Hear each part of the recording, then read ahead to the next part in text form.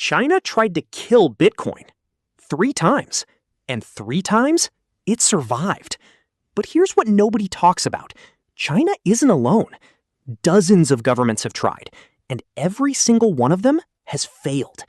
There's a specific reason for that, and once you understand it, you'll never think about money the same way again.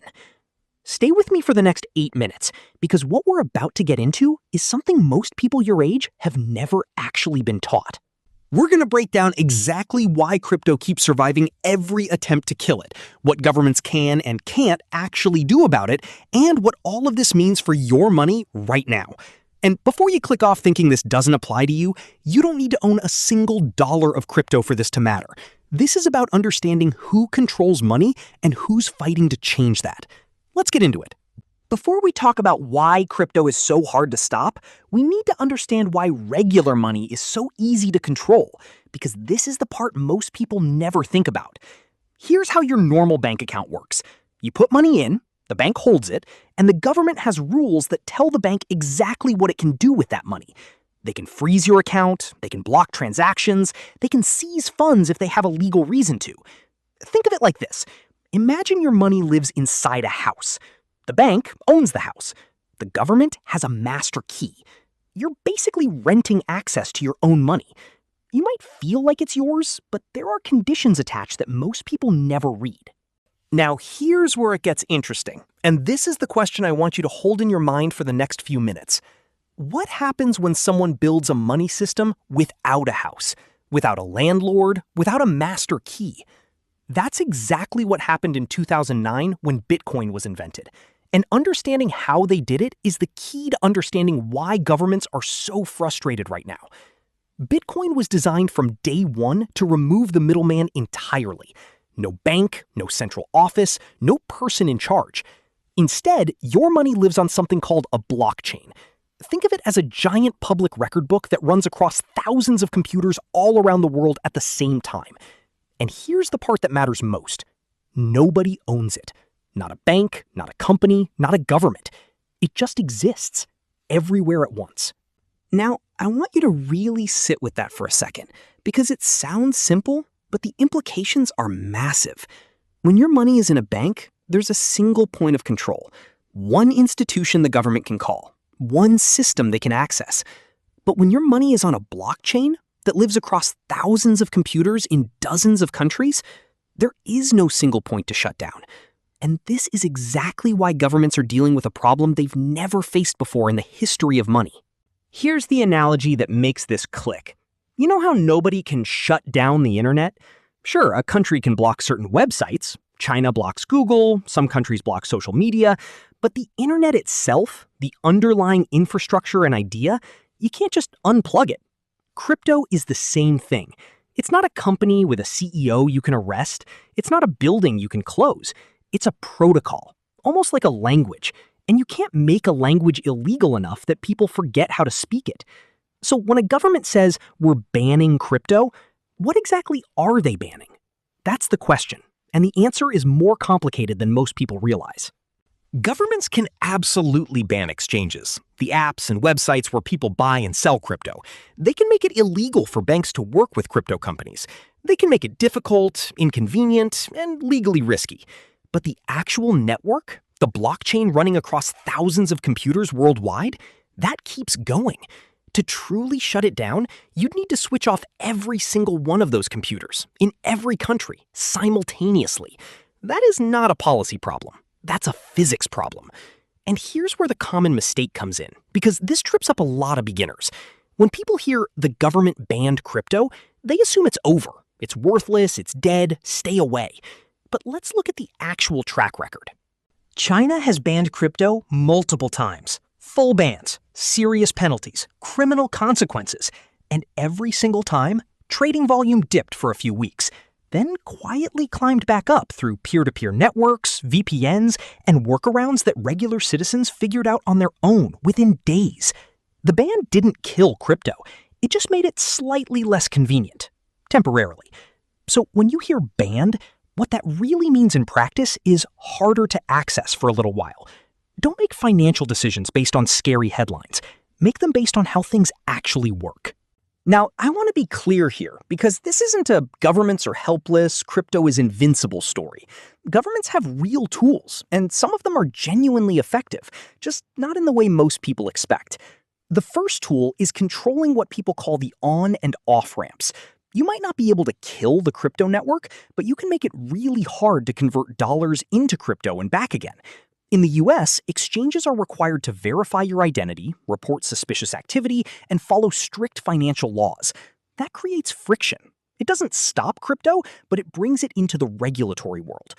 The second tool is taxation. The IRS taxes crypto gains. Every trade, every sale, potentially taxable. The government doesn't necessarily need to ban something they can tax. Control through the tax code is still control. And the third tool, this one is fascinating, and most people don't know about it. Governments are building their own versions of crypto. They're called CBDCs, or central bank digital currencies. Basically, digital money, government issued, government controlled. All the convenience of crypto, with that master key firmly back in their hands. So the real picture here is this. Governments can't destroy the network, but they can absolutely shape how you interact with it. And that distinction matters a lot for where things are heading. Here's the part that most people miss entirely. And honestly, it's the most important part of this whole conversation. The reason governments are genuinely uncomfortable with crypto isn't really about crime. It isn't even mostly about tax evasion. It's about something much more fundamental. It's about monetary control. When the economy gets rough, governments and central banks have a few powerful tools. They can print more money. They can raise or lower interest rates. They can decide which banks get saved and which ones don't. All of these tools work because they control the money supply. And that control is one of the most powerful things a government has. Now, here's the uncomfortable truth. Bitcoin was specifically designed to opt out of that system. There will only ever be 21 million Bitcoins. Ever. Nobody can print more. No emergency, no recession, no act of Congress changes that. That's not a bug. That's the whole point. So when large numbers of people start moving their savings into something a government can't inflate, can't freeze, and can't control, it starts to chip away at one of the most powerful levers governments have ever had. Think about that. Inflation quietly eats away at your savings every year. That happens because someone has the ability to create more money. Bitcoin was built specifically so that nobody has that ability. That's why the people in charge find it threatening. Not because it's weird internet money, but because it represents a genuine challenge to who gets to write the rules of money itself. And here's the fact that stops most people cold when they first hear it. El Salvador made Bitcoin legal tender in 2021. Official government money. You could pay your taxes with it. A whole country looked at this thing that other governments were trying to ban and decided to adopt it officially instead. Results have been complicated, sure, but the point is, the conversation has already moved past ban it or allow it. The world is now asking a much bigger question, and the answer is going to affect every single person who earns, saves, or spends money, which is all of us. So what does all of this actually mean for you right now? Because I don't want this to just be interesting, I want it to be useful. First, stop making decisions based on fear headlines. Crypto banned sounds catastrophic, but as we've seen, it almost never plays out that way. Zoom out, look at the pattern, and understand what a ban actually does in practice versus what it sounds like. Second, if you ever do buy crypto, understand what you're actually buying. Bitcoin has a fixed supply. That's a specific feature. Other coins don't have the same rules. They're completely different things with different risks. Knowing that keeps you from making expensive mistakes that beginners make constantly. Third, don't be afraid of regulation. More rules actually mean more legitimacy, more protection for everyday investors, and a cleaner path for beginners to participate without getting scammed. Regulation isn't the death of crypto. It might actually be what makes it mainstream. And fourth, even if you never buy a single coin, understanding this debate makes you more financially literate than most people your age. Because the future of money is being decided right now, in real time. And the people who understand what's actually happening will be in a much better position than the people reacting to headlines. So here's the bottom line. Governments have real power, but crypto was engineered from day one to exist outside the reach of any single authority.